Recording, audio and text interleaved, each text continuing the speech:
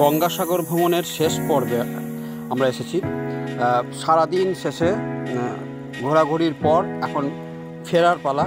পরন্ত বিকেলে আমরা একটু ওই যে স্টলগুলো ছিল সেই স্টলগুলোতে কিছু কেনাকাটা করে নিচ্ছে সবাই। এরপর আমরা ফিরে যাব কচুবেড়িয়া। কচুবেড়িয়া থেকে আমাদের লঞ্চ থাকবে, সেই লঞ্চে করে আমরা যাব কাকদ্বীপ। এখন কেনাকাটার মনোরম জায়গাগুলো দেখে আমরা কেনাকাটা করছি স্টলে কেনাকাটা করার পর আমরা চলে যাচ্ছি কচুবেড়িয়া থেকে লঞ্চে চেপে গেছি। এই সুন্দর জলরাশির মধ্যে পরন্ত বিকেলে বালু হাঁসগুলো একদম দ্বিগুণভাবে তারা আরও ঝাঁকে আসছে।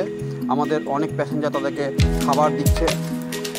সুন্দর জায়গা, সুন্দর দেখার মতো পরিস্থিতি এবং এরকম একটা জল চারিদিকে জলময় সেই জায়গায় আমাদের লঞ্চ চলে যাচ্ছে। শান্ত স্নিগ্ধ, সূর্য ডুবছে, এই পরন্ত বিকেলে সন্ধ্যা নেমে আসছে।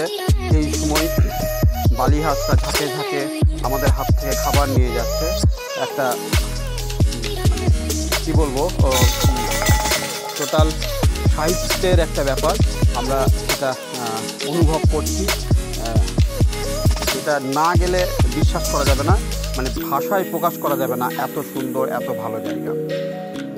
আমাদের প্রায় 40 মিনিটের এই লঞ্চ যাত্রা। আসার সময় 40 মিনিট লেগেছিল, যাওয়ার সময় আশা করতে এরকমই লাগবে।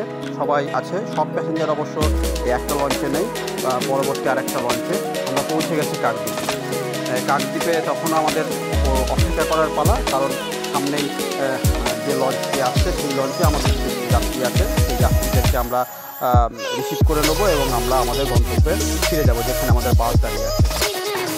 আমরা সেই জন্য অপেক্ষা করছি। সবাই মিলে দেখা হচ্ছে পরের দিকে।